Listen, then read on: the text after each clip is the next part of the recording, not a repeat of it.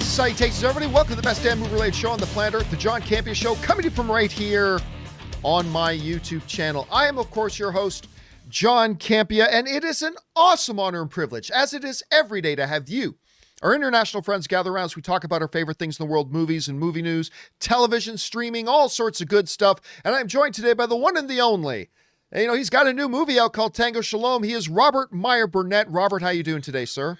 John, I'm doing well. It's a Monday. It's a new year. It's been a little crazier than I thought, but I'm looking forward to seeing what 2021 has in store for all of us.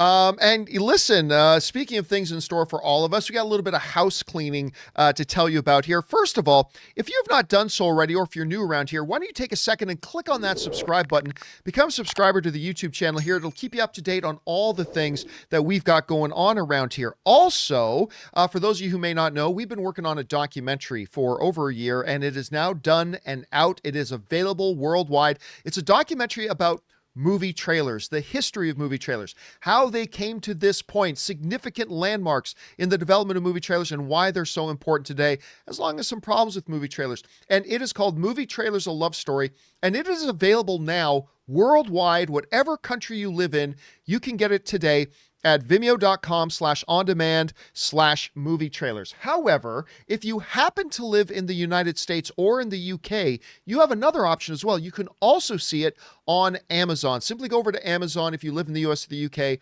search for Movie Trailers: A Love Story, and you should be able to find it there. And a big thank you to all of you guys who have already taken time to check out the movie, comment on it, rate it. It's been amazing. The response has been fantastic. But you know, around here, that's not the only movie that's been worked on, Rob. You have been working for ages on this film called Tango Shalom, and you just had a little bit of a development with it. What's going on with that movie?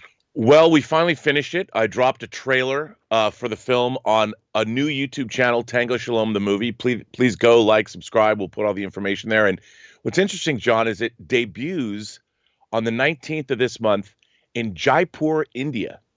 It was accepted to an Indian film festival, which to me, it's amazing that, you know, you work on things in obscurity. In this case, we worked on this movie in fits and starts when the money existed. We had to go make more money and use it for the film. And it's taken a while, but to have a film festival in India pick it up is a real honor. And to think that, my God, how did that happen? I could barely get Americans to watch it, but to have it accepted at the Jaipur International Film Festival, which has films from all over the world, is a real honor. So yeah, well, thank you, India. It's so exciting. The trailer's fantastic. Guys, make sure you go and check out that trailer. Once again, it's called Tango Shalom. Just look for Tango Shalom trailer on YouTube, and you'll be able to find it. Go check it out. Give it a thumbs up. Comment on it. All that kind of good stuff. All right, guys, listen. We have a number of big things to talk about here today, and here's how today's show is going to go. We're going to spend the first half of the show taking our main topics, which you guys submit. And how do you guys get a main topic here on the John Campea Show? Well, it's really simple. If you come across a big piece of major news or issue of the day that you think we should have as a main topic here on the show, simply go anytime 24/7 over to www.thejohncampeashow.com/contact. Once you guys get there, you're going to see a form. Fill it out with your topic or question. It's totally free. Hit submit, and then maybe, just maybe, you might see your submission featured as a main topic here on the John Campea Show.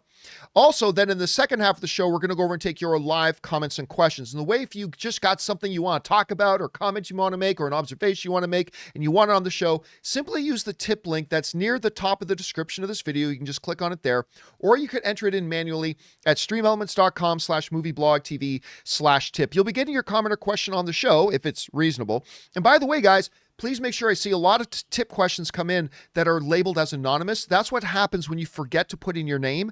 Right there near the top line, you see your name. Make sure you guys put your name in, because if you send us a fun topic and if you support this channel, I want to make sure you guys get a shout out. So please remember to fill out that part, unless, you know, you want to remain anonymous, which is totally fine. By the way, I should also point out that today's show, we've been having a technical issue with YouTube. YouTube is aware of the problem. They are working on it. We've been having a technical issue with YouTube receiving our upstream. So today's show is actually not live. For those of you joining us after the fact, We tried to do the live stream a little bit earlier. We realized just before we started it wasn't going to work. And so today's show is pre-recorded. And our apologies to anybody who came to watch the live stream earlier. It was out of our control. But hopefully we'll be getting this problem fixed sooner rather than later. Okay, guys.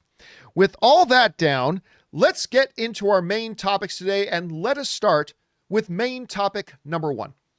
And our first main topic today gets submitted to us by Nadia Folman, who writes, "Hello, John. I know it's not your normal cup of tea, but I just read that HBO is bringing back Sex and the City for another season. However, only 3 of the 4 main stars will return since it's public knowledge that Kim Cattrall and Sarah Jessica Parker hated each other. What do you think about HBO bringing back the series, and is it unwise to try to do it without the 4th member of the cast?" All right, thanks a lot for sending that in. And yeah, listen, before there was Game of Thrones, before there was Breaking Bad, one of the big, iconic, powerhouse juggernaut shows out there that maybe some of you guys never watched, but make no mistake, a lot of people did, was Sex and the City. Rob, I remember girl I was dating at the time was obsessed with Sex and the City. I know a lot of women were obsessed with Sex and the City. Dude, I remember when the movie came out, when the Sex and the City movie came out, I wanted to review it anyway. And I had just started dating this one girl, and we went, and when she showed up to my place for me to drive us down, she was like all decked out, like completely decked out. Her best shoes, her best outfit, her best bag, everything. I thought, well, this is a little extreme. But then I got to the theater, Rob. There was only 2 other individuals in this 400-seat theater, completely packed. There was only 2 other individuals who had testicles. That was it.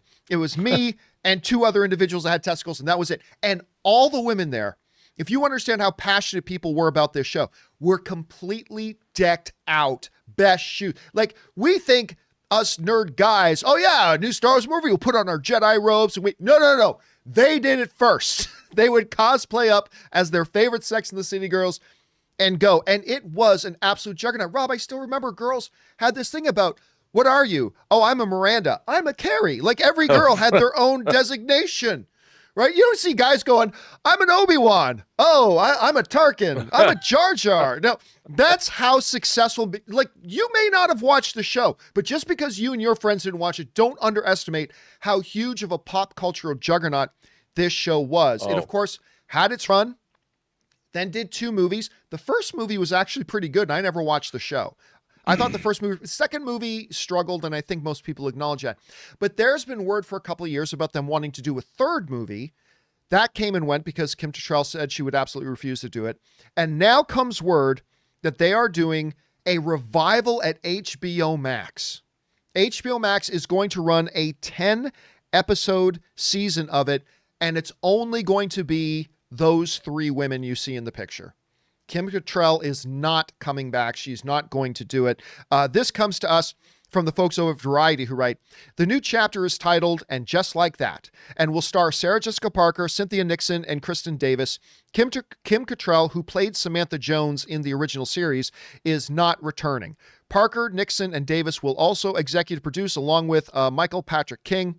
The revival will follow Carrie, Charlotte, and Miranda as they navigate love and friendship in their 50s. The series will consist of 10 half-hour episodes and is set to begin production in New York City in mid-spring."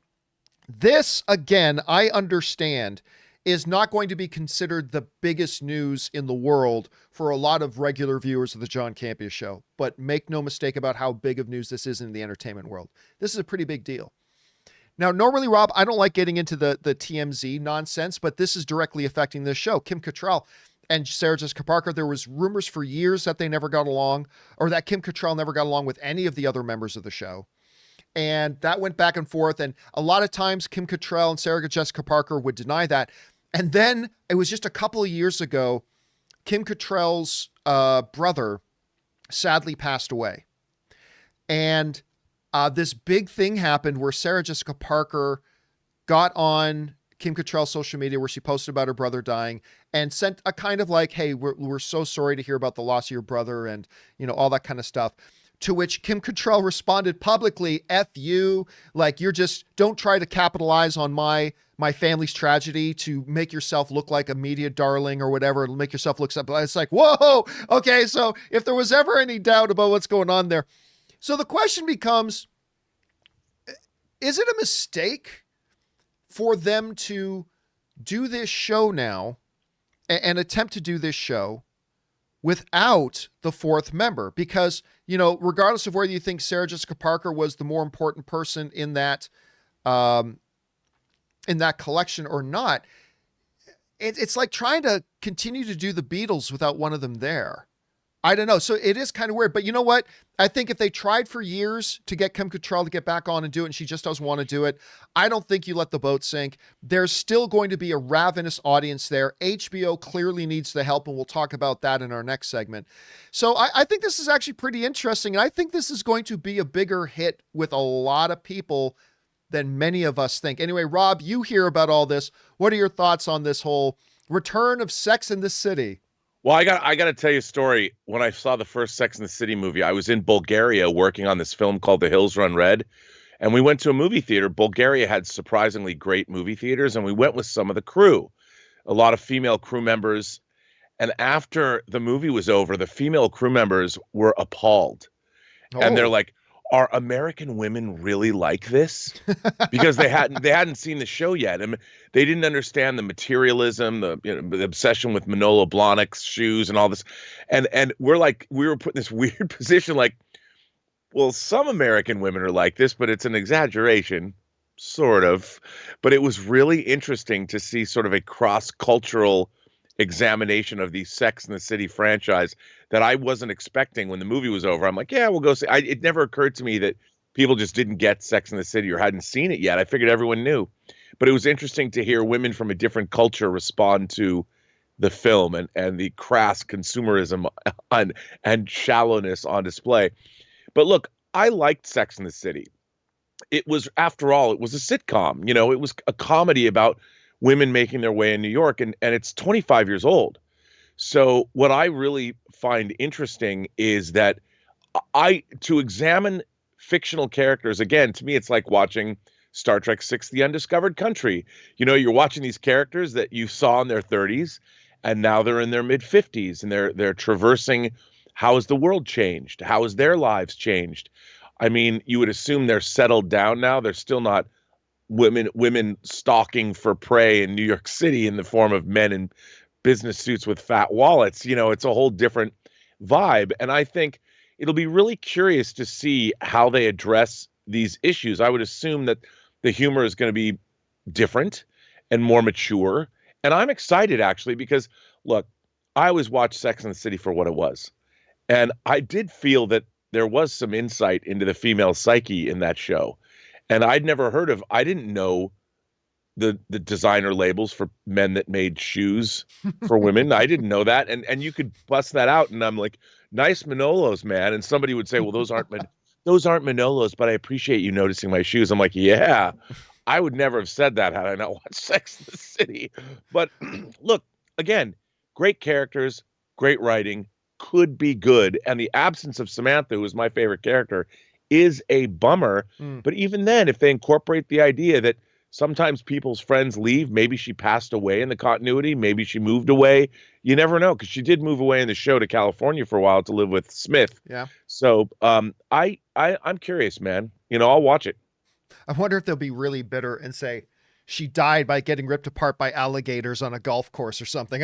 I don't think they'll do that, but they're going to leave the door open for her to come back because reasons. I mean, so much. I would watch. It would get huge ratings if Samantha came back.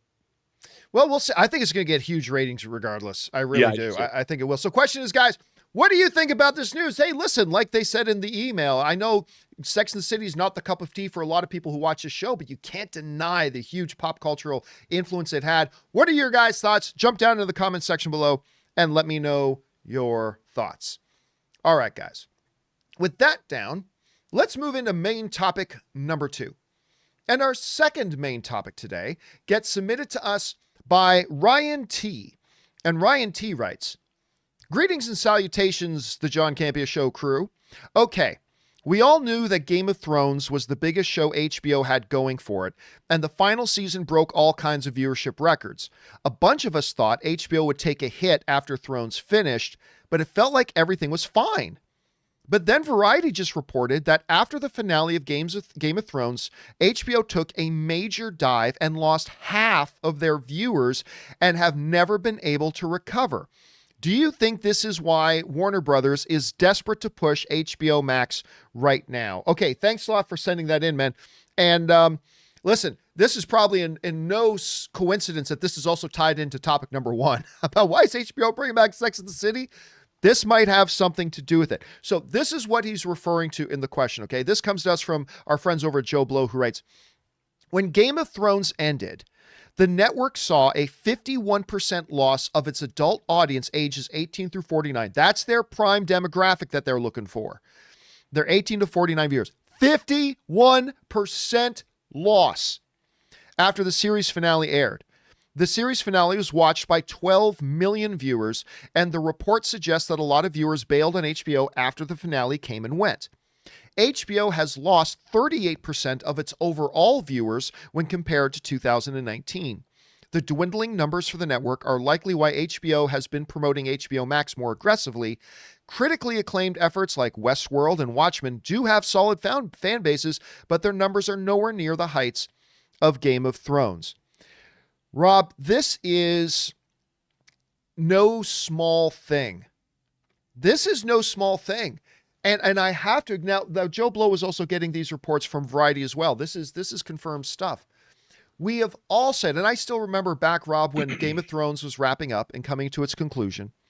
Right. A lot of us were very much like, they're going to have to scramble to try to keep them numbers. But you're right. The appearance that was made was that it appeared everything was fine.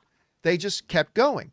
Now we're finding out that they lost over 50% of their main demographic that they look for, and almost 40% of their overall, wrap your head around that, 40% of your overall viewership that you had on your network, poof, gone.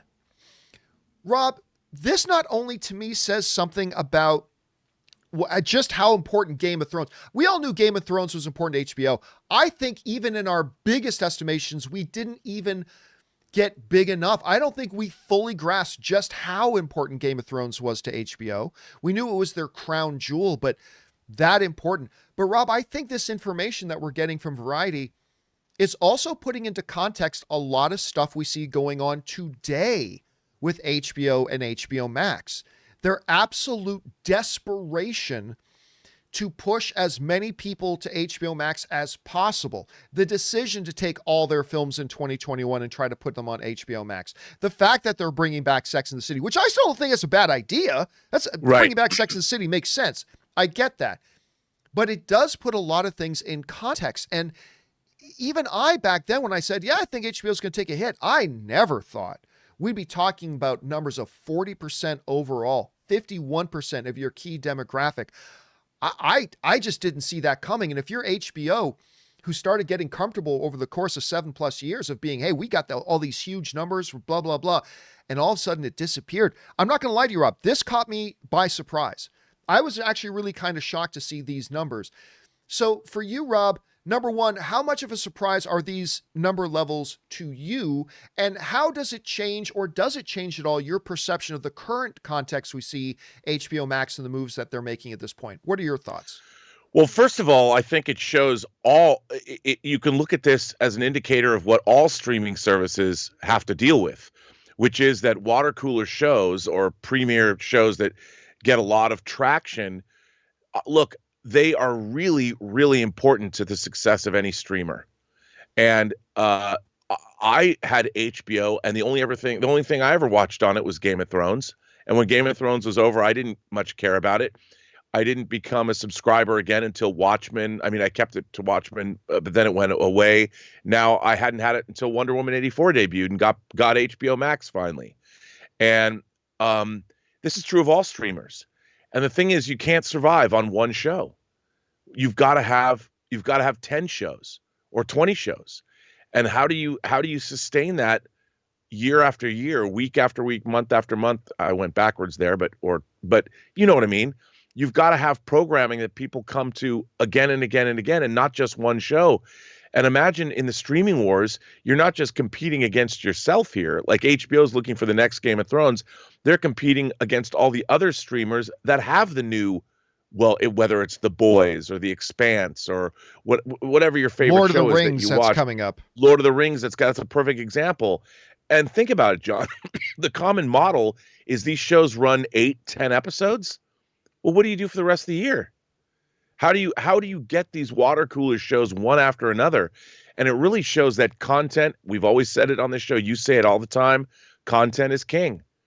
And when you're a streamer, you need content 52 weeks out of the year. And then if it's only one show, what do you do for the rest of the week when somebody's watched your hour-long marquee program? How do you get them coming back Monday, Tuesday, Wednesday, Thursday, Friday, Saturday when they watch their one show Sunday night? I mean, this is a graphic illustration of how difficult it is to keep a viable streaming service going 24/7, 7 days a week, 365 days a year. It's tough, and content is king. And that raises one of the big, why this is such a mystery in many ways, because it's not like HBO had nothing else in the stable. When you look at their catalog and their library, whether it's Deadwood or whether it's Sopranos or whether it's now, then you get even the modern stuff. Barry people love Barry. Lovecraft Country, people loved. The Watchmen, people loved.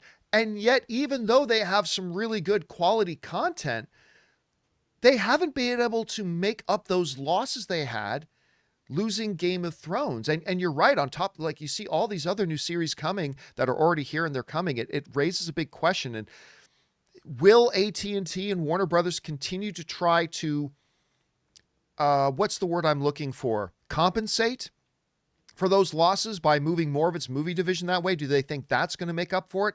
I don't know. It's a big question.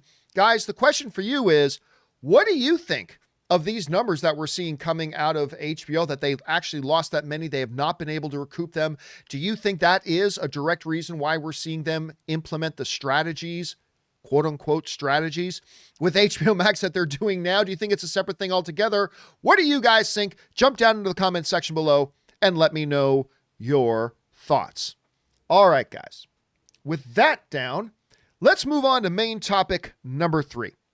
And our third main topic today gets submitted to us by Adam Gath, who writes, did you guys see the new picture and description of the new Sylvester Stallone movie, Samaritan?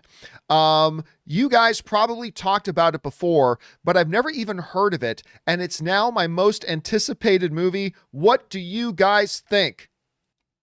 All right, thanks for sending that in, man. And yeah, I don't know if you guys see it. So we heard a while ago that Sylvester Stallone was going to be doing a new superhero movie, but not one. It was kind of be like Hitchcock in the sense that, or was that the name? Yeah, it was Hitchcock, right? That was the Will Smith one, where it's not an existing comic book superhero thing. Hancock. Thank you. Hancock. That's what it was. Where it's not going to be an existing, comic book property or anything like that. It's going to be its own sort of separate thing. And that to me was pretty intriguing. And now we've got our first look, Rob. We've got our first look at our first image from the movie, which looks pretty badass. I'm not going to lie to you. I think this looks pretty badass, where it's obviously, him doing the whole traditional stereotypical shot in a superhero movie where the hero's got to stop a moving vehicle. So clearly there's that there. And for those of you who don't know much about, well, what is this Samaritan thing about? This comes to us from Total Film that writes, a young lad learns that a superhero who went missing 20 years ago is living next door to him. Yep, it sounds like a powered-up Finding Forrester apt pupil, and Avery confirms as director that the tone will be grounded in humanity. But that doesn't mean it won't be one action-packed affair.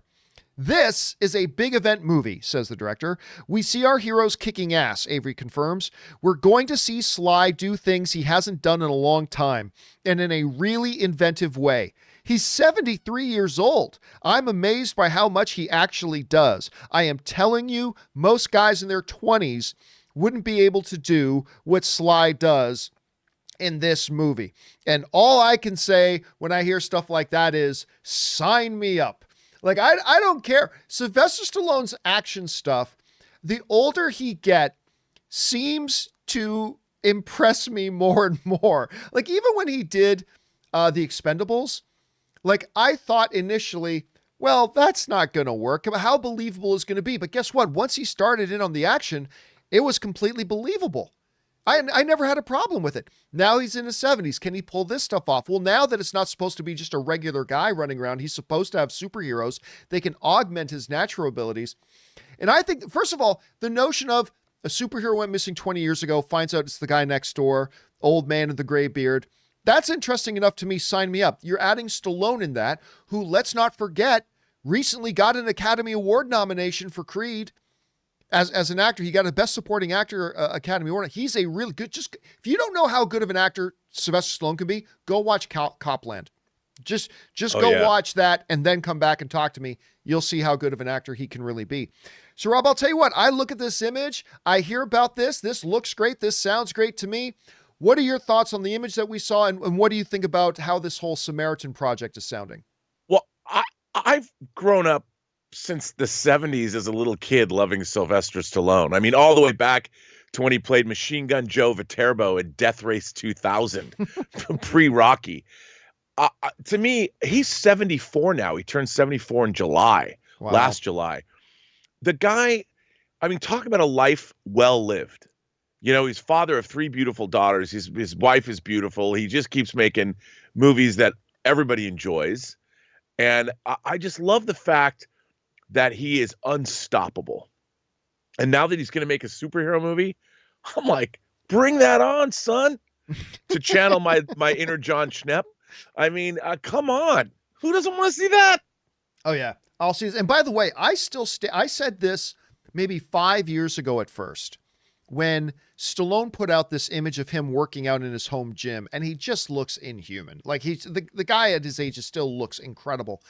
And I remember saying this at the time. I said, you can still sign me up. If they ever decide to do a live action adaptation of The Dark Knight Returns, which they've done an animated adaptation of it, and that was really quite good. But if they ever decided they wanted to do a live action version, I am still all signed up for that being Sylvester Stallone playing Bruce Wayne in his late 60s, even though he himself is in his 70s now. I'm all for it. Question is, guys, what do you think about the sounds of this Samaritan project? I think it sounds amazing. What do you think? Are you looking forward to it? Do you think, nah, this has kind of been done? What are your thoughts? Jump on down into the comment section below and leave your thoughts there. All right, guys. With that down, let's move into our 4th main topic today. And our 4th main topic today gets submitted to us by speaking of Stallone, John J. Rambo. John J. Rambo writes in, so on my Twitter feed tonight, I saw that there was an award ceremony. That's right. A lot of people missed this. There was an award ceremony last night by the Critics Association, but it wasn't the real Critics' Choice Awards. It was by the same association, the Broadcast Film Critics Association, but not the real awards. It was called the Critics' Choice Super Awards, where they specifically awarded genre awards for superhero, action, and horror stuff. Honestly, it feels really condescending as a fan, like they're saying this stuff isn't good enough for their real awards.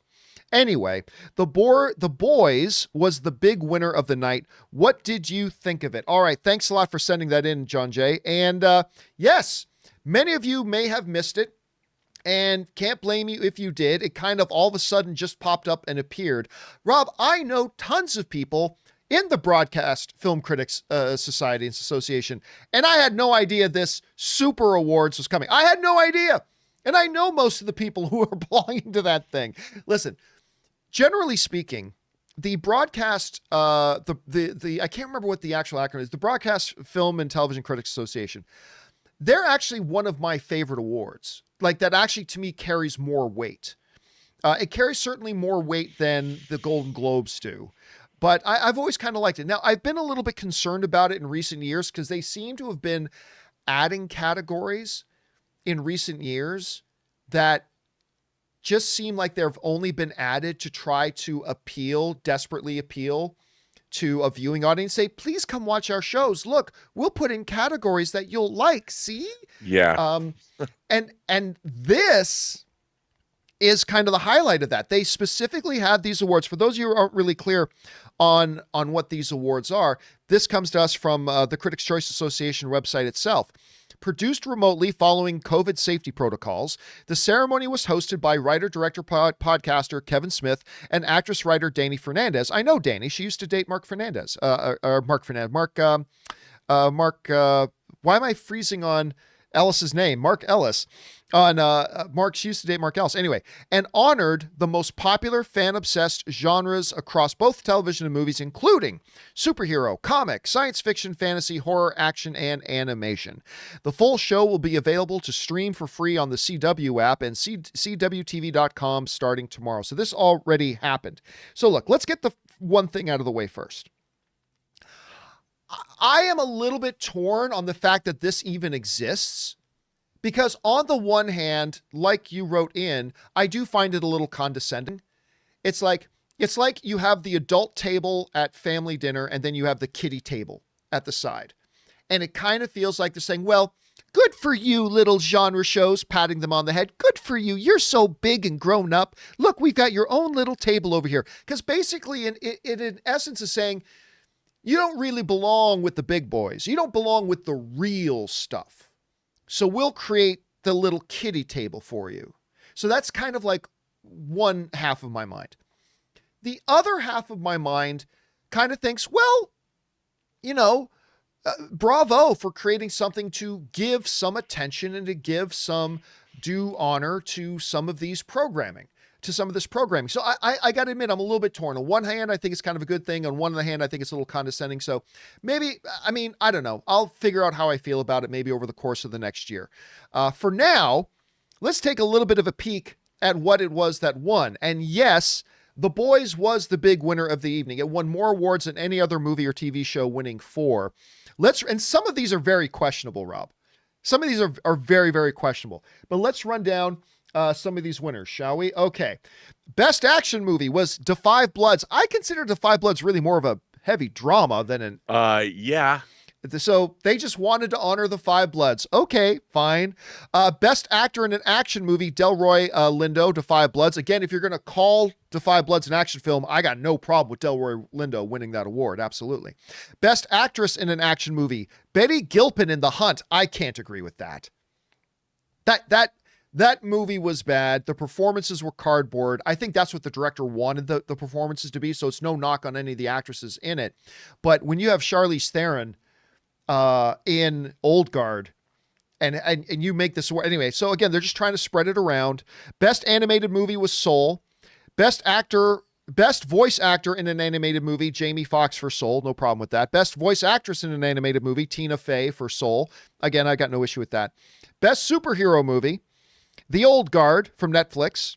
I got no problem with that, considering I guess it fits. It's a superhero thing in a way. They are immortals after all. Best actor in a superhero movie. I don't get this. Best actor in a superhero movie, Ewan McGregor. Really? I love me Ewan McGregor. Yep. I love me some Ewan McGregor all day, every day. But really? His performance in Birds of Prey, again, this is just the broadcast film critics wanting to spread it around. Say, look, guys, we're honoring your movie, whatever it is. I especially when you consider some of the performances in Old Guard and others. But all right, you want to call that? Okay. Best actress in a superhero movie, Margot Robbie, Birds of Prey. Again, no way. I love Margot Robbie. She's amazing. She is an Academy level actress. But to say she was better in that movie than Charlize Theron was in Old Guard, and you've already said you're calling Old Guard a superhero movie, to me is kind of laughable, but whatever. Best horror movie, The Invisible Man. I have no issue with that. Best actor in a horror movie, Vince Vaughn in Freaky. I still haven't watched Freaky, and I want to. Everybody I've talked to who've seen it says it's really good. Yep. So I can give no comment on that. But really, it's kind of more of an comedy, but okay, I'll call it a horror. I didn't see it, so I can't say. Best actress in a horror movie, Elizabeth Moss in The Invisible Man. No issue with that. Best science fiction fantasy movie, Palm Springs. No issue with that. Best actor in a science fiction / fantasy movie, Andy Samberg, Palm Springs. Best actress in a science fiction fantasy movie, Kristen Milioti for Palm Springs. Best villain in a movie, Jim Carrey for Sonic the Hedgehog. And you know what, Rob, I'll tell you what. When I first read that one, my first thought was, come on. But then I thought about it. And you know what? Jim Carrey was the best thing about that. He was, I mean, there's a lot of good things about the Sonic movie. Jim Carrey easily steals that entire show. And so the more I thought about it, I was like, all right, you know what? If you're going to create this award and create this category, I can buy into Jim Carrey getting that because he did steal the movie. I mean, he completely dominated. He was terrific in that film. All right. Best action series, Vikings. Best actor, and again, no issue with that. Best actor in an action series, Daveed Diggs in Snowpiercer. Best actress in an action series, Angela Bassett in 911. Again, you can just see them spreading it around. They just want to spread this around. Best animated series, Bojack Horseman. Best actor in an animated series, Will Arnett in Bojack Horseman. Best voice actress in an animated series, Kaylee Kuko in Harley Quinn. I love Harley Quinn, so I gotta give it that. Best superhero series, The Boys. See, that's interesting. I regret that they didn't list for me the nominees. Because obviously it should have been Umbrella Academy. It should have been Doom Patrol. You could have thrown in Flash there, I suppose. Watchmen could have been included in that. But you know me, I love The Boys. So The Boys took home the best superhero series. Best actor in a superhero series, Anthony Starr in The Boys, who of course plays Homelander. No, I have no issues with that. There's a lot of great performances in all of these series. I have no issue with Anthony Starr getting that. Best actress in a superhero series, Aya Cash, who played Stormfront this season. She was great.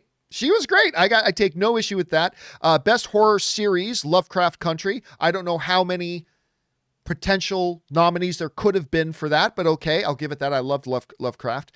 Best actor in a horror series, Jensen Ackles in Supernatural. You know me, I'm a Supernatural guy. Best actress in a horror series, Journey Smollett in Lovecraft Country. Best science fiction fantasy series, The Mandalorian on Disney Plus. No brainer there. Best actor in a science fiction fantasy series, Patrick Stewart in Star Trek Picard. And Rob, ever since I read that, I've been dying. Let's get back to that in a second. We'll finish off these last two. Best actress in a science fiction fantasy series, Natasha, I never know how to pronounce her name, Demetriou from What We Do in the Shadows. Love it. I love that show. And best villain in a series, Anthony Starr, Homelander, The Boys. Again, that to me is no contest. So look, we can talk a lot about The Boys, and we will in a second. But you know me, I really enjoyed the Picard series. I know you did not particularly love the series, but with Patrick Stewart getting Best Actor, I don't think you and I have ever had a discussion. I honestly don't know what your answer to this is going to be. I obviously thought Stewart was brilliant. I thought he truly played Picard, and I loved him in it, so I have no issues with this. And you and I have never talked about this. What do you think about Patrick Stewart getting that award?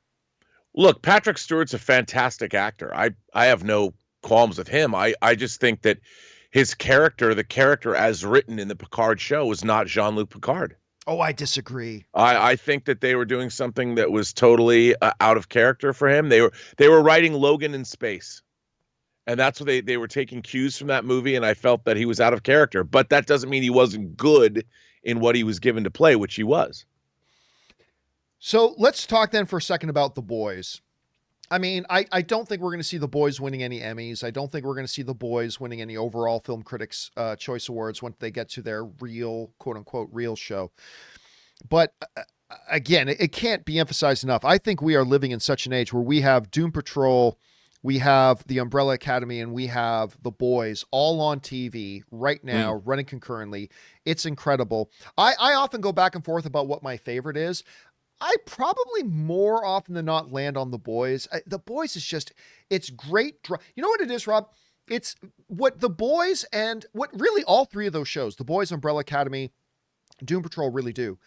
They take very serious, big, real life issues and then wrap them in this package of bonkers craziness, and they deliver something so completely satisfying and actually has depth and meaning to it, but kind of fooling you. You know, it's like they take broccoli, but they hide it in a scoop of ice cream. and you don't realize you're ingesting something really great and nutritious for you because they put an ice cream veneer on it. And it's part of the brilliance of this show, and I absolutely love it. Rob, your thought about The Boys really being the top winner of the evening that night? Well, I love The Boys. I have to say that, though, that, there's another award show, the Saturn Awards, that have been around since Yeah? 1973. By the way, I think I see one on your shelf behind you there. You do. I won in 1999. My film Free Enterprise won Best Home Video Release. But they've been giving out awards since 73. They used to have a big televised show. Shatner famously hosted one year. That's where his Rocket Man rendition came from. And that was in the 70s. And it seems like, they've always tried to get more. The Saturn Awards are usually a pretty star-studded event. And they've been doing this exact same kind of thing, well, for almost 5 decades. And it seems like these guys are trying to steal their thunder a little bit. So that's why I was like looking at this award show going, huh. I mean, Kevin Smith has come to the Saturn Awards, but look, I think it's great that they're honoring these shows, but I think The Boys is good enough to compete. John, we've had to deal with science fiction, fantasy, and horror as a genre being, whether you call it ghettoized or whether you call it lesser or whatever, it's always had a stigma to it. I mean, until Lord of the Rings swept the Academy Awards, people like fantasy films, Silence of the Lambs was like really the first horror film that won an Academy Award. And I've never understood why these beloved genres are not taken as seriously. The Boys, just because it's about superheroes, it's also about America and consumerism and fascism and politics and loyalty and all of the great themes that any great story is about. But just because it's about superheroes, it's what? Is it lesser than Breaking Bad? Is it lesser than Better Call Saul? I would think it's even harder to attack the issues that they're attacking in The Boys in a fantasy context. And I would say a show that can do it as well deserves to be honored.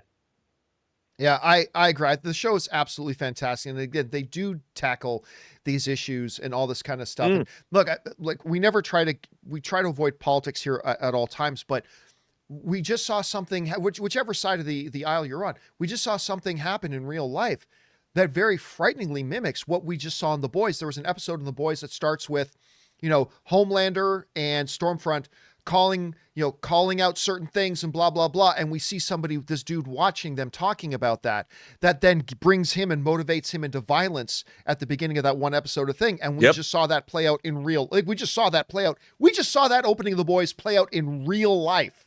Yes, we did. In our country. So it's really interesting to see that these shows, in particularly The Boys, Umbrella Academy, Doom Patrol, take these real issues, wrap them up in this way. And I agree, Rob. The accomplishment is incredible, and they should get real things. And my thing would be this: I'm still torn about whether I find this whole thing condescending by the Broadcast Association or whether it's a great thing. But I will say this: if you really want to make a statement, at least at minimum, bring these categories into your real show, into your actual award ceremony. Yep. More than that, I want to see if they actually have the testicular fortitude to if they're saying that The Boys is the best out of all this, I want to see if they have it to actually nominate it for best series. Not just best superhero series. Are you going to nominate it for best series? Because it should be. But anyway, that's just kind of my thought. Question is, guys, what do you think about these things? Do you even consider these real awards? Maybe you do, maybe you don't. I don't know. But regardless of that, how do you feel about the results that we saw there? Jump on down to the comment section below and let me know your thoughts. All right, guys.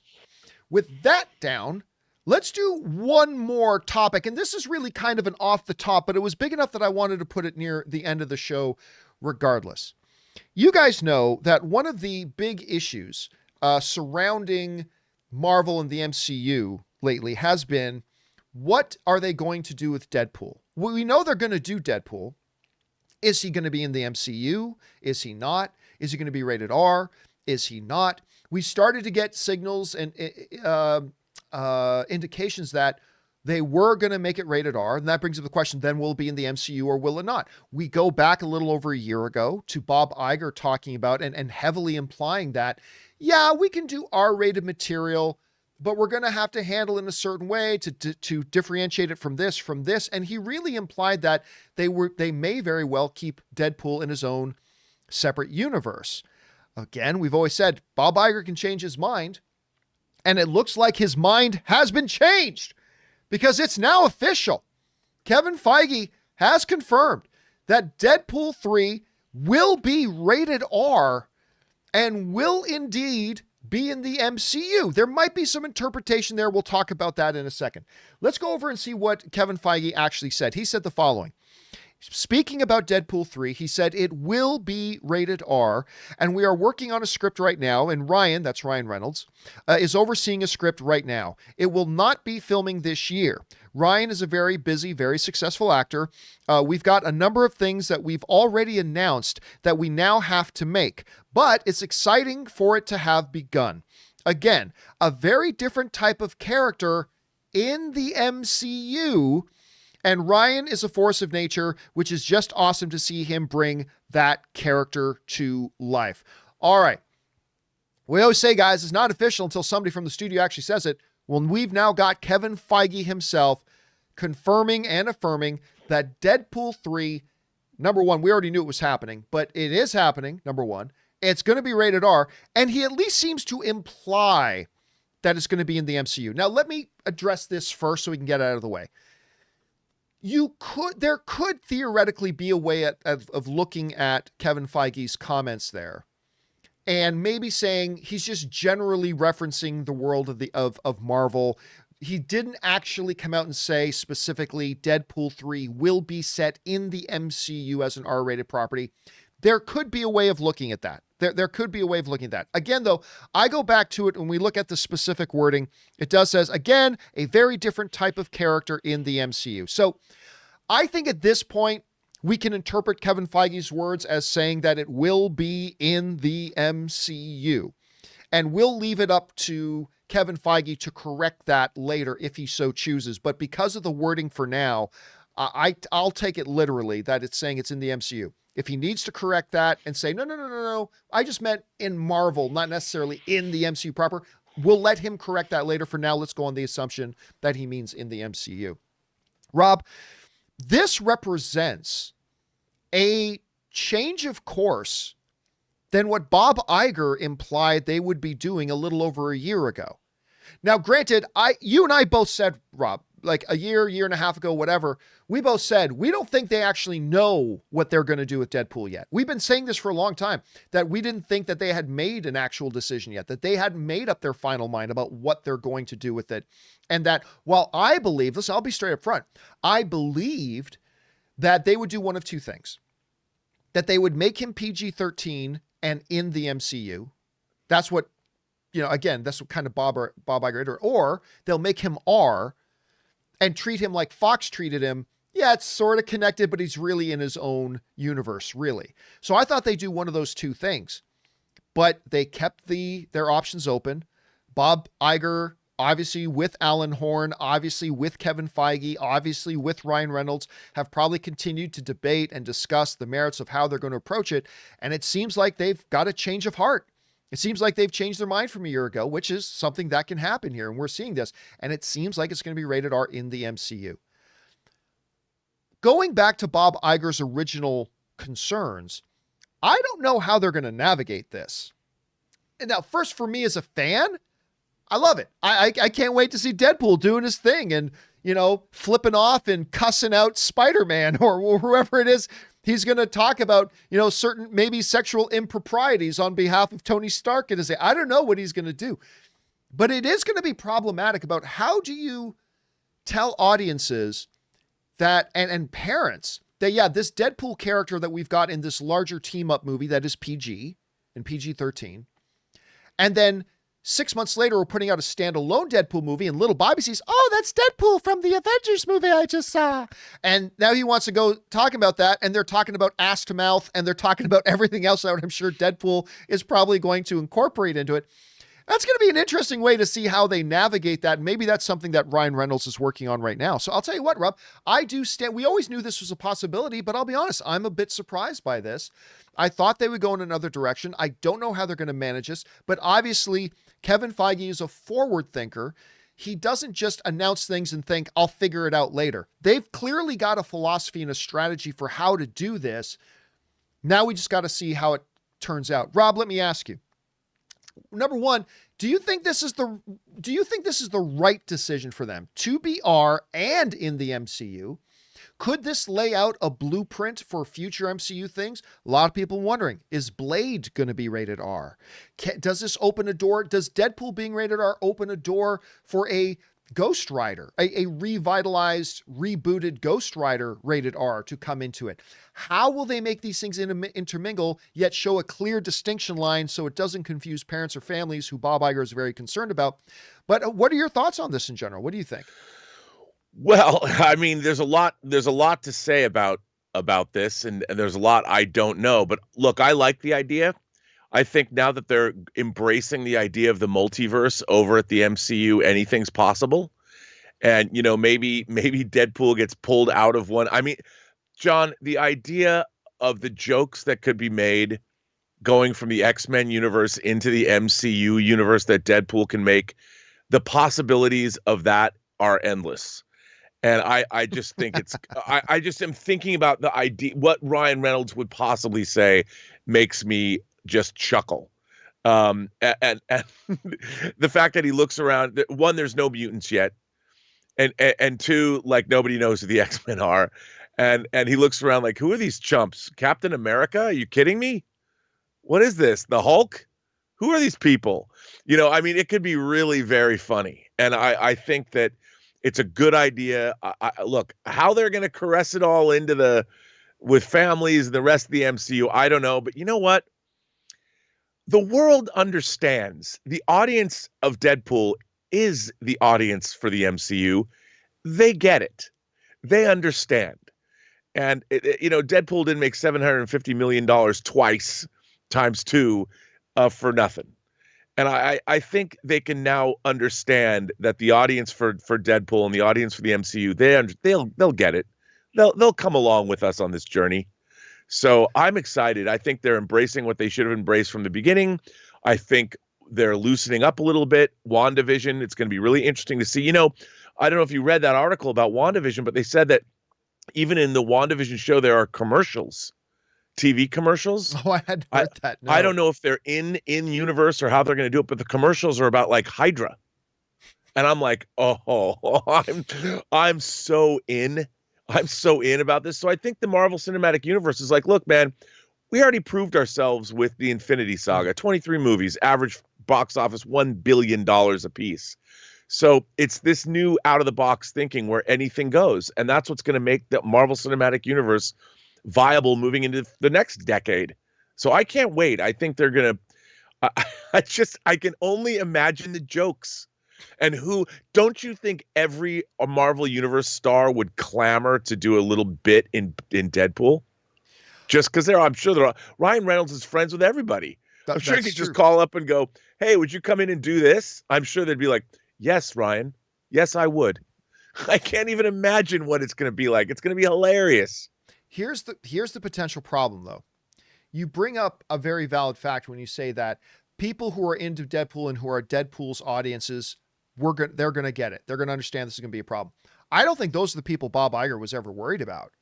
It's the Marvel and Disney and whatever fans and families who aren't into Deadpool and aren't Deadpool's audience.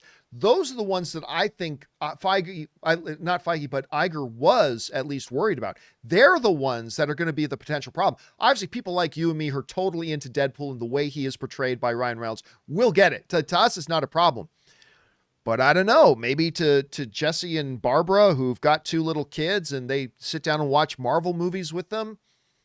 I mean, this is the part that's going to be interesting to see how they manage it. So yeah, I don't know. It's going to be interesting. But again, guys, this is going to be very exciting news to a lot of people. Kevin Feige himself has said, number one, can't be misunderstood. Deadpool is going to be rated R. So there we go. And Ryan Reynolds is at the helm right now. Number two, he at least seems to be implying that it's going to be in the MCU. Now, one other part that we should look at here, just before we skip off this issue, is, again, he's just kind of saying here that this is not going to be shot this year. All right. He's overseeing a script right now. It will not be filming this year. Notice he doesn't even say it'll be filming in 2022. Ryan is very busy. He's successful. He's got a lot going on. They're just in the process of making this. So this theoretically, Rob, could be a movie that we don't see until 2024, 2025, depending on what the plan is right now. Your best guess, knowing that cameras at minimum won't be rolling in 2021, when's your best guess that we might actually see this film on screens? I would say 2023. You're gonna go real conservative on that and say or aggressive. Yeah. Say 2023. Yeah, because these films are, I think, they're not like, they don't have as long a production time, or at least they haven't. And if they kind of keep the productions managed the way they did with, especially the first Deadpool, I think we could see it sooner rather than later. I'd say 2023. I'm going to go late 2023. I'm going to go 2024. I don't think it'll be as long as 2025. I think it'll be 2024. I think Ryan Reynolds' dance card is probably, I'm going to guess, is probably filled up through this year, maybe even part of next, but we'll see how it goes. Question is, guys, what do you think about this? Are you excited about this news? Are you a little bit apprehensive? Do you wonder how they're going to make this work? Do you think it's not going to be a problem? When do you think we're going to finally see Deadpool 3? Jump down into the comment section below and let me know your thoughts. All right, guys, with all of our main topics out of the way, Robert Meyer Burnett's a busy man, just like Ryan Reynolds. He's got things he's got to run and do. So, Rob, thanks a lot for being here today. And in the meantime, where can people follow you and your adventures online? You can find me on Twitter at BurnettRM, find me on Instagram at Robert Meyer Burnett, or find me on my own YouTube channel, The Burnett Work. All right, dude, thanks a lot for being here, and we will see you again tomorrow. Have a good one, sir. All right. All right, guys, that is the one and the only, the great Mr. Robert Meyer Burnett. And now with that stuff down, guys, let's move on and start taking those live questions, those live tip questions you guys have been sending in.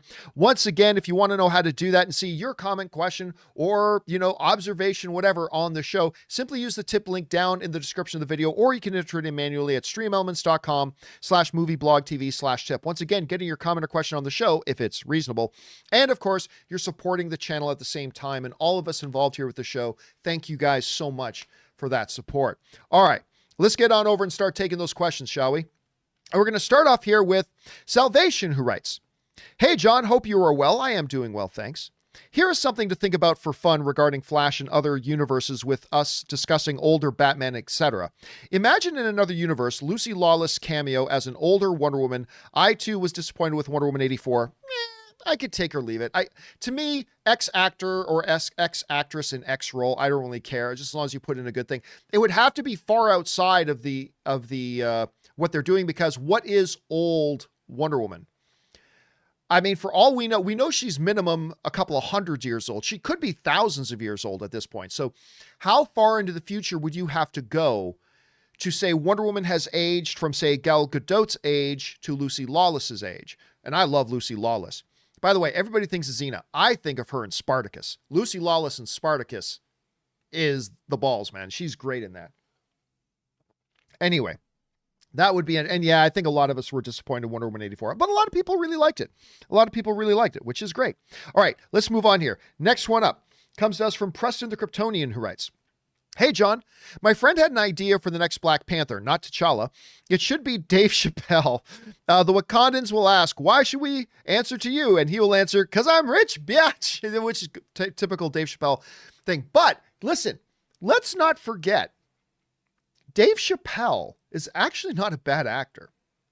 Ann and I, on New Year's Eve, because we were all quarantined, on New Year's Eve, Ann and I decided to watch You've Got Mail, the Tom Hanks, Meg Ryan film. It's wonderful. It's so good. I totally forgot that Dave Chappelle is in that, which is great to see.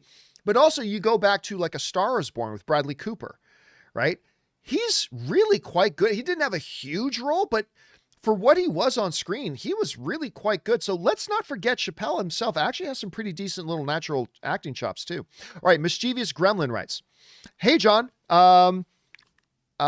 in my opinion, I really didn't think Ray Fisher's Cyborg movie was ever going to get off the ground. I just don't think it was a movie people would have been interested in. I could be wrong, but a Teen Titans movie would have interested people more." Well, here's the problem though. I don't think I don't believe that Cyborg was a teenager in the DCEU. I mean, maybe he was. I don't think they were ever really clear about that. It seemed to me like he was playing professional football. So I don't know if Ray Fisher's iteration of Victor would have been appropriate for a Teen Titans. I listen, doing a cyborg movie always was going to be one of the riskier ones. But if Marvel can do Ant-Man, then why couldn't you try Cyborg? Listen, I'm not saying Cyborg would have been a hit any more than I think a Hawkman movie would be a hit. But it had the potential. I mean, like I said, if Ant-Man can work, if Guardians of the Galaxy can work, that doesn't mean it will work. It doesn't even necessarily mean the chances are high that it'll work, but you got to acknowledge it had the potential to work. So, I mean, there's that as well. I guess we won't know now moving forward, but who knows? Maybe they'll reboot Cyborg as a younger dude. Maybe they will do a Teen Titans thing someday. I don't know. A lot of potentials up there in the air right now. Thanks for writing in, Mischievous Gremlin. All right, next up. Film Boy writes, "Hey, John, can't you just Skype/Zoom Aaron into the show? I'm a fan of Rob, but no offense, I'm starting to miss Aaron." Oh, I miss Aaron too. The problem is Aaron doesn't right now have the right setup to properly do it, because you see the quality that Robert comes in with is better quality than ESPN has when they're bringing in their guests.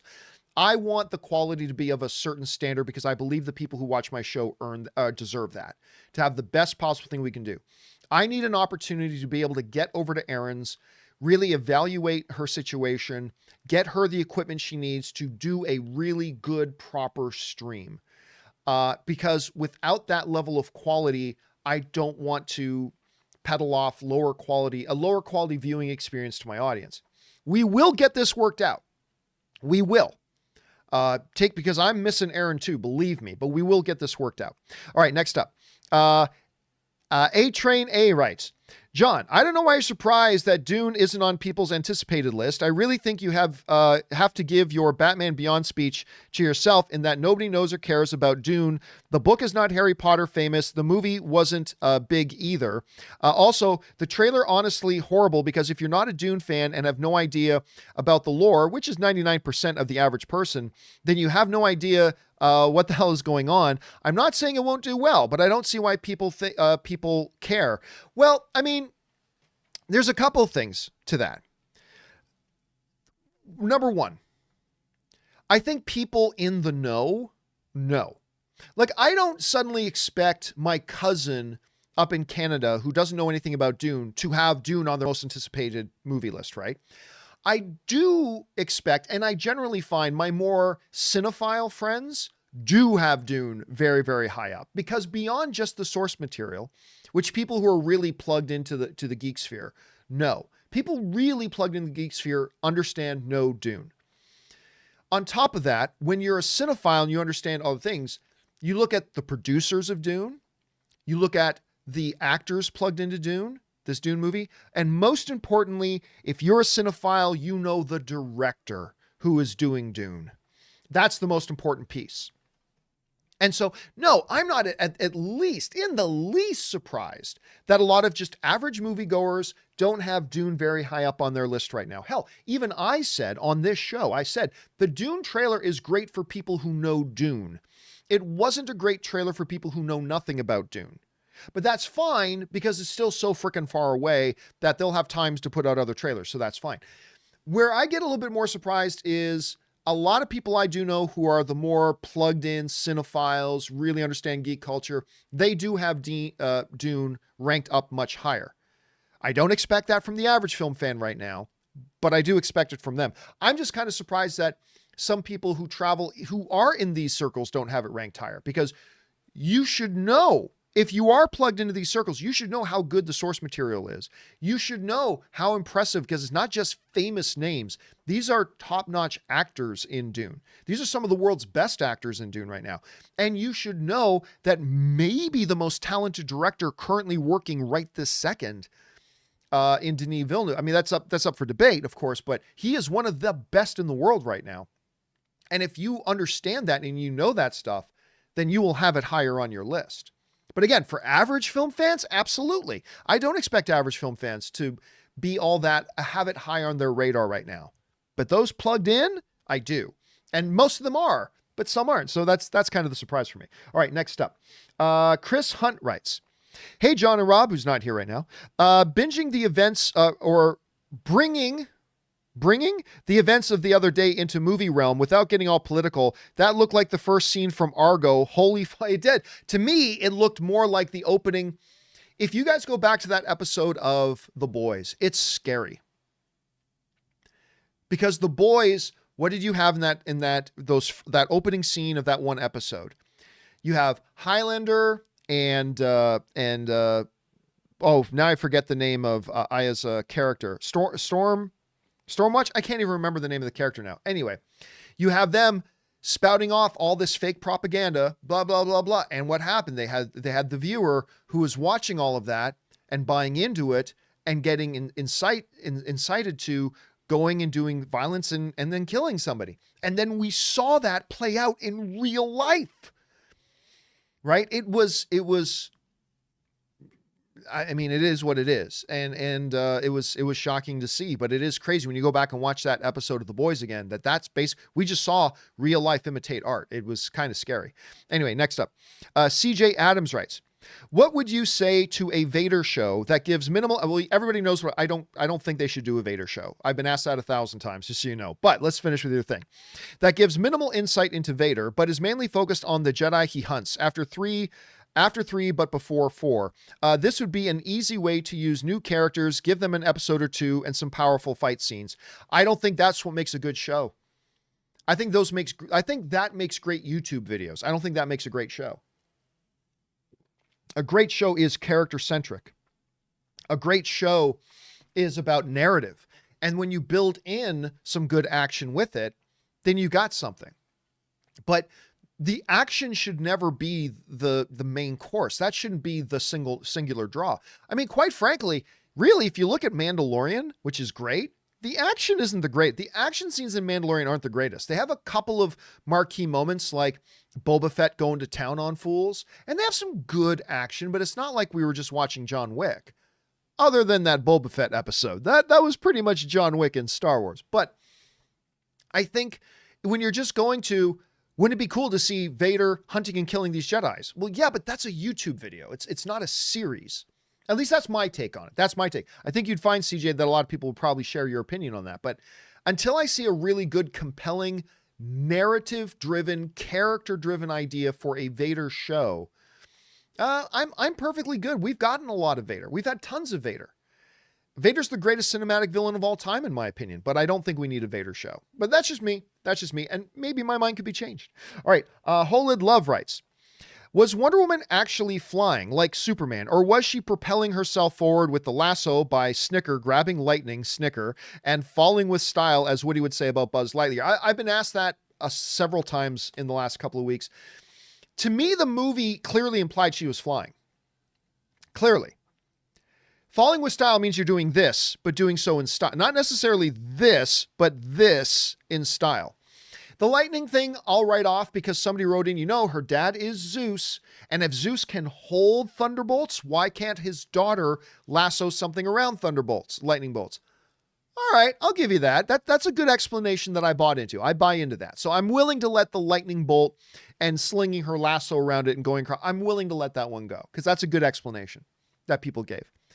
But in the movie, she wasn't doing this. She was doing this. And she wasn't just doing this by going, Meow. She was doing this while doing the classic Superman pose of flying, right? Now, to me, that clearly implies that she's flying. Because falling with style means you're kind of going downwards, but she was doing this with doing the Superman pose. That to me is a clear indication that she is flying.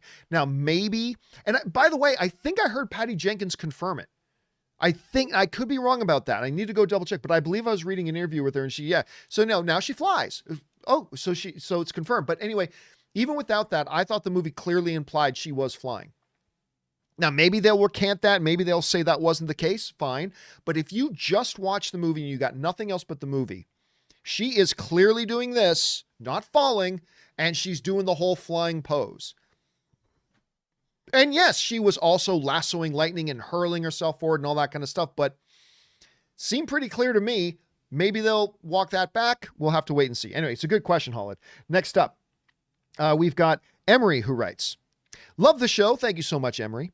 I have a huge recommendation for you. If you haven't seen Bojack Horseman, a lot of people mention that, please watch it. It's my favorite show of all time, and it's severely underrated. Also, Dune and Better Call Saul season 3 are my most anticipated this year. Thanks. Yeah, I've had a lot of people recommend Bojack. I watched one episode of Bojack. I didn't think it was all that great, but I've heard from some people it wasn't the best episode that I saw, and that overall it's really good. I'll be honest with you, I have a lot of other shows on my list that I need to see. That I'm behind on because I spend most of my time watching movie stuff, but with it winning a lot of awards, and they just talked about it on the recent, and the show just ended, I believe.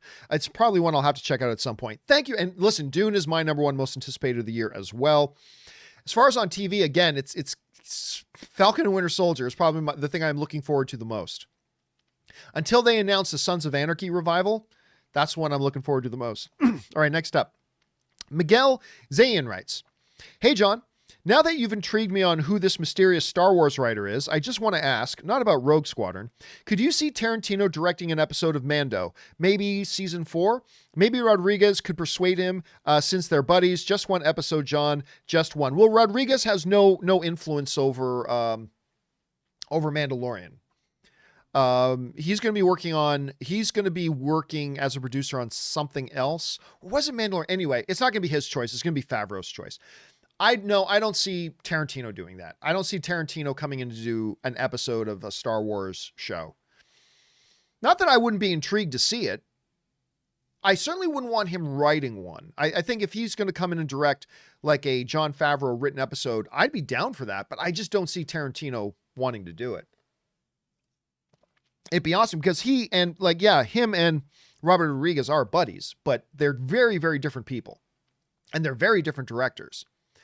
And so, yeah, while I would be down for it, I just don't see Tarantino wanting to do it. And I could totally see Favreau being intrigued by having him come in to do it. I just don't see it being I think Tarantino would want to write the episode, and that's not something I think Favreau would let him do. So probably not going to happen, but who knows? We've been surprised by other things before. Again, I'd be up for it. All right. Just in time to chat writes, hey, John and Rob, Austin Powers, The Spy Who Shagged Me is my all-time favorite comedy. It's pretty damn funny. The scene when Austin and the chick are in the tent is the funniest scene in any movie for me, period. Kills me every time. Do you guys like Austin Powers? Thanks. Oh, I love Austin Powers. Austin Powers is great. And you know what? It still holds up. I watched the first Austin Powers again, probably about a year or so ago. And I expected, okay, some of these jokes are going to be dated, but you know what? It was still held up for me. I still loved it. I would give anything.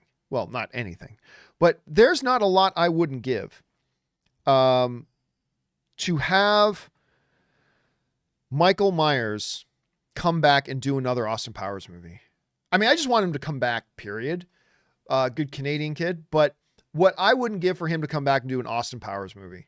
I think that the world needs an Austin Powers 4. The world needs it, and I would be totally down for him. So yes, dude, I love the joke. Do you have a little clone in you? No. Would you like to? Again, one of the funniest jokes I've ever heard in movies. It's a great joke. It's the one they did with Michael Caine, where Michael Caine plays Austin's father. And it's just the big line. I mean, we've heard it a million times now. But he goes, there are 2 things that I cannot abide. 1, intolerance of other people's cultures. And the second, the Dutch. I don't know why. Whenever I see Michael Caine say that line, I just about fall on the floor and pass out from laughing so hard. It just is what it is. All right, next up. Enrique writes, hey, John. Recently watched Ready Player One. This movie is freaking amazing to me. I love that movie. So much pop culture in one movie just overloads my nerd brain. The first race scene has to be one of my favorite scenes in a movie. It's adrenaline pumping and the visuals. Listen, I went into Ready Player One having never read the book myself. I heard some chunks of it because Anne would listen to the audiobook every morning when she would be getting ready, so I would hear a bunch of it. But I didn't really know Ready Player One. I knew what it was about. Obviously, it was a very popular book. And I went in and watched the movie. I was blown away by it. I had so much fun with that movie. And seriously, it just highlights again, Spielberg can do anything. He can do period piece. He can do sci-fi. He can do fantasy. He can do adaptation. He can do drama. He can do whatever. He can do it all. Spielberg can do everything. There is nothing Spielberg cannot do as a filmmaker. It's absolutely amazing. And Ready Player One was absolutely one of those films that really just affirmed that for me as well, Enrique. So I completely agree with you. Thanks for writing that in, man. Brian O'Connor writes, I never understood your criticism of Ezra I never understood your criticism of Ezra Miller having comic writer Grant Morrison write a screenplay for The Flash. How is this any different than Ryan Reynolds developing his own Deadpool? Like Ezra, Ryan was just an actor for hire at one point. Because you're completely missing the point, Brian. I would, listen, if everything was just in a vacuum and they were needing a movie developed, and Ezra Miller said, hey, I'm going to work with Grant Morrison. We're going to develop a thing and we're going to take it to the studios and see if we can get a movie made. Ryan Reynolds was the spearhead of Deadpool. He got the writers together. They wrote the movie. They pitched it. They got the movie made. Great. The Ezra Miller situation was completely different. And remember, I am a fan of Ezra Miller as the Flash. I am one of the few people who really like Ezra Miller's Flash. A lot of people get mad at me when I say that, but it's true. I really like his version of Flash. I'm not saying I like it better than like Grant Gustin's in the TV Flash, but those are two completely different iterations of the character. So they're completely different. You can't compare them. I love Ezra Miller's Flash, but the situation with Ezra Miller was completely different. Ezra Miller was acting like a diva little wannabe because the studio already had the directors and the studio had their script. It was done.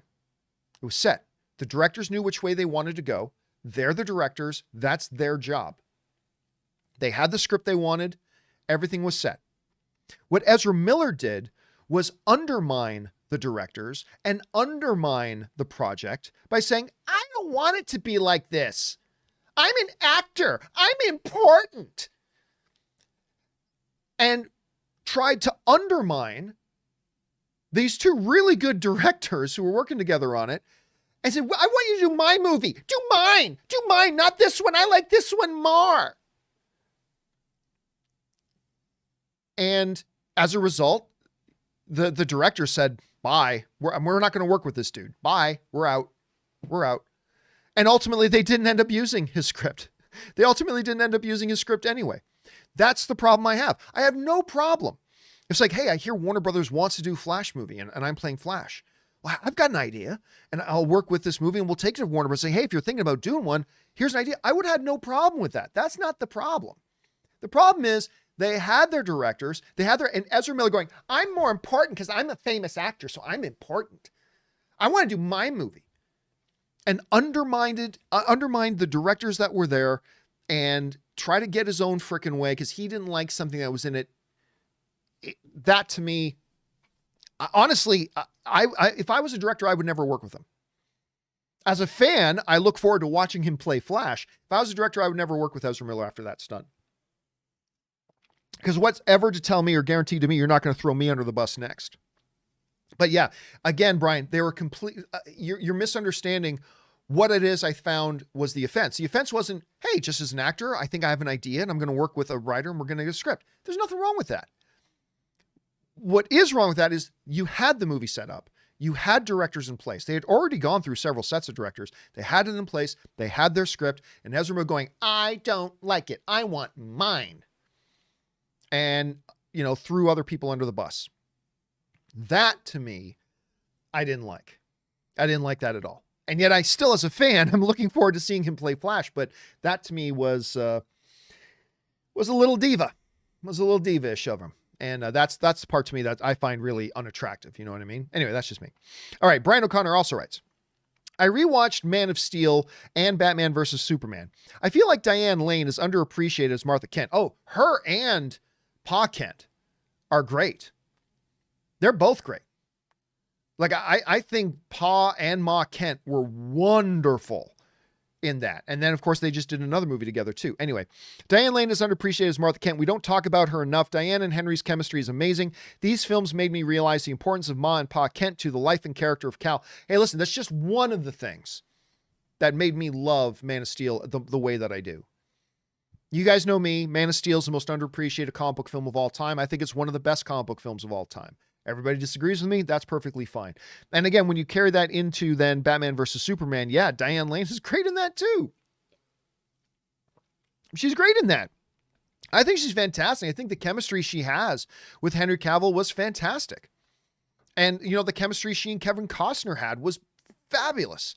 And I love them both. I think they're both pivotal characters. And I think they were both done really, really well, Brian. I agree with you 100%. All right, next up, Chris writes, "Hey, John, love all that you do." Thank you so much, Chris. Do you have a favorite Akira Kurosawa film at all? I still haven't seen all his stuff, but so far my favorite is Seven Samurai. I mean, that's the thing. Whenever I always feel like if you're a nerd and involved in geek culture and people say, "What's your favorite movie?" Saying Star Wars sounds like it's just a cop-out, but it really is what my favorite one is. Whenever Kurosawa comes up, you know, it seems like the default cop-out answer is Seven Samurai, but it really is my favorite one of his. So not to mention, speaking of Star Wars and Kurosawa, you know, Kurosawa was a major influence on Star Wars. So anyway, yeah, I am with you, Chris. I'm with you. It's he has several other great ones, but Seven Samurai is the one I generally go to. All right. Michelle just writes in a tip for $35 just to support the channel. Thank you so much, Michelle. I really appreciate that. Thank you so much for being here. And thank you for supporting our channel like that. And you didn't even write in a question. You just wanted to support the show. Thank you for that very, very much. Next up, again, thank you, Michelle. That's great. Jesse writes, "If you were a career filmmaker, would you rather have a steady career of just okay movies, 30 to 60%. I don't know if 30% is an okay movie. 50% is an okay movie. Anyway, Rotten Tomatoes score range, or make a masterpiece. I'm talking Lawrence of Arabia levels, iconic here, early in your career and never have the same success again." That's a good question. I think if we're talking about a career, then you want some consistency in a career. But listen, 30% is not okay. You know, 50% is the okay line. 50, 55, 60, that's okay. Less than 50, that's not okay. That's not acceptable. So it depends on what you're asking. Would I rather have a long, okay career, some hits, some misses, things like that, or have one brilliant masterpiece and nothing else again? Honestly, I'd rather have the career. I'd rather have some longevity. So understanding that it's still very difficult even to make an okay movie. Not 30%, but like 50 to 60. Just to make an okay movie is kind of an accomplishment. And if I could make a career where I was reliably making okay movies, I think I would rather take that than the one big, huge Lawrence of Arabia level thing and die poor. I don't know. Again, you're asking me about career paths, not artistic aspirations. So I'll go with that, Jesse. Interesting question. All right, next up, James Argento writes, WandaVision predictions. I think that the first 6 episodes will be 30 minutes and final 3 an hour. Number 2, each of the first 6 will be an homage to sitcoms of various decades. First for 50s, second for 60s, third for 70s, and etc. 3 will get cameos from sitcom veterans. That's interesting. I heard a report saying that the first 3 episodes will be about 30 minutes in length. But here's the thing. I do not think WandaVision is an homage to the old sitcoms, because that suggests that the point of WandaVision is about honoring old sitcoms. I just think sitcoms are going to work into what the overall narrative is of WandaVision. So I don't think they'll take the sitcom stuff so far that WandaVision becomes about those sitcoms. That's what I don't think that's what WandaVision is going to be. And we'll know enough in 4 days. But I don't think that's what WandaVision is going to be. I think WandaVision is going to be a Wanda show, a Vision show that will happen to be in a wrapping of the sitcom analogy is going to be something that illustrates the paradigm that she's in. But I don't think it's going to be all about sitcoms. You know what I mean? So it'll be interesting to see where we go. They could do half-hour episodes, hour long at the end, maybe, I guess. But again, I don't even think the running length of it is going to have anything to do with sitcoms. Again, a lot of Mandalorian episodes ran around the 30-minute mark, and they weren't, you know, homages to sitcoms. So we'll have to see. But we're only days away now, James. We're only days away from WandaVision stopping. I cannot wait. Or starting, I should say. All right, Henri Mertens writes, hey, John, do you put Short Round and Willie on the same level as Jar Jar Binks? No, not at all. They were meaningful, contributing characters to those movies. I may be in the minority, but I think both of them screaming throughout the Temple of Doom ruins the film way more than Jar Jar ruins Phantom Menace. I completely disagree. I mean, it's all subjective, and hey, that's how you see it. That's great. But I thought both Willie and Short Round were like integral parts to the story. And I thought they both added a lot of fun, wonderful character to the story. I cannot say that about Jar Jar. Again, that's a subjective opinion. That's totally a subjective opinion. But I just can't say the same about Jar Jar. I don't think he added anything to the movies, but that's just me. That doesn't mean you have to feel the same way. Whereas Willie and Short Round, love them. A lot of people to this day love Short Round. So no, I wouldn't equate them, but it's totally cool that you do, Henri. I'm glad you did. And thank you for sharing your opinion on that. All right, just got time for a couple more here, guys. When it comes to Wonder Woman being bulletproof, can I just say I think it's cooler if she's not? Like, how much more badass is the no man land scene in Wonder Woman if she knows she could die from one bullet, pushes forward anyway? I completely agree. 1000% agree with you, Jesse. Right? If she's bulletproof, why, walk forward with the shield and all that kind of stuff blocking it? There's no threat. Like there was no bravery. If she's just bulletproof, her jumping out of that foxhole and doing that march in the battle scene, there's no bravery there. That isn't her being courageous. That's not being brave. It's just whatever. I always interpret it as, yeah, she is risking her life for this grand cause, for being a hero. And so I still interpret everything in Wonder Woman that she is not bulletproof. That's why we see her always actively needing to block stuff. And the bullet piercing her skin in Wonder Woman 84, I interpret that as her loss of power manifesting by her inability to block it, not her loss of power that magically now her skin is suddenly vulnerable. I saw her losing power manifested in her inability to block it, not in the bullet piercing her skin. So I think that is an excellent observation, Jesse. I think your comparison there is right on the money, and I agree with you 1000%. All right, next up, Jesse also writes, we've also seen that Amazonians in general aren't bulletproof in the first movie. This is excellent point. Are not bulletproof in general in the first movie when the Germans show up at the beach and Arrow Lady gets shot. Now, whether or not Diana counts as normal Amazonian, I don't know, but there's precedent that she's not bulletproof. I agree. That said, we do have to remember that she herself is the daughter of Zeus. Not all the Amazonians are demigods. She's a demigod. So there is a difference there. There is a difference. However, it's still something to keep in mind. In that original scene, we never saw bullets bouncing off her on the beach. We saw other Amazonians get shot. And again, we fast forward later in the same movie to that battlefield scene. We fast forward into Wonder Woman 84. My interpretation, until Patty Jenkins tells us otherwise, is that in the movies, she is not bulletproof. I don't care what she is in the comics. That's irrelevant. Comics are the comics, movies are the movies. Until Patty Jenkins says otherwise, my interpretation is that she is not bulletproof. Anyway, excellent observation, Jesse. All right, next up and final question of the day. Thoughts on Cobra Kai Season 3? I don't watch it. I know you don't talk about the series much, though ironically, your video discussing the show's initial announcement way back in 2017 is the second most popular on your channel with over 810,000 views. Thanks. I mean, listen, I was more excited. I won't take that title. I was as excited as anybody when they announced Cobra Kai. I thought it was a flat out brilliant idea. I was so excited for the show. It's not for me. I tried watching the first 3, 4, 5 episodes and I just could not get into it. It just didn't click for me. And that's okay. That's okay. We all have great masterpiece stuff that just doesn't work for us. You know, Blade Runner, the original Blade Runner is one of those for me.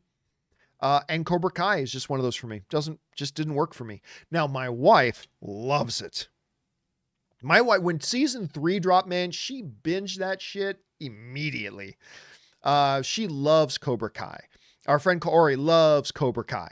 They all love Cobra Kai. Just wasn't for me. So, I mean, I saw some of season 3 because, I'd be around the room when Ann was watching it, but honestly, I didn't watch it much. So the reason I don't talk about Cobra Kai much is just because the show wasn't for me, so I never really watched it, other than the first number of episodes.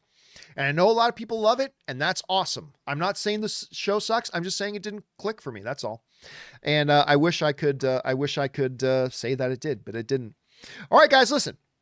That will do it for me for this pre-recorded installment of the John Campea Show. Thank you so much for being here. Listen, there are still a lot of questions to go, so we are going to do a companion video a little bit later today, and we will get caught up on all the questions that you guys have sent in. So if you didn't see your question answered in this video, keep your eyes open on the channel for another one that will come a little bit later today. A good way to make sure you're aware of when that new video drops.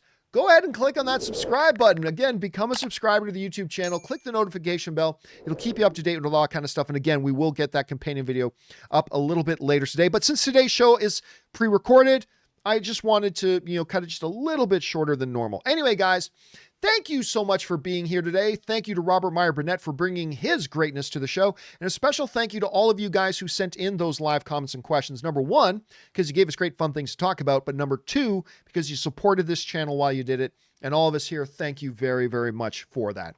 Okay, guys, that'll do it for me. Thanks a lot for being here. My name's John Campea. And until next time, my friends, bye-bye.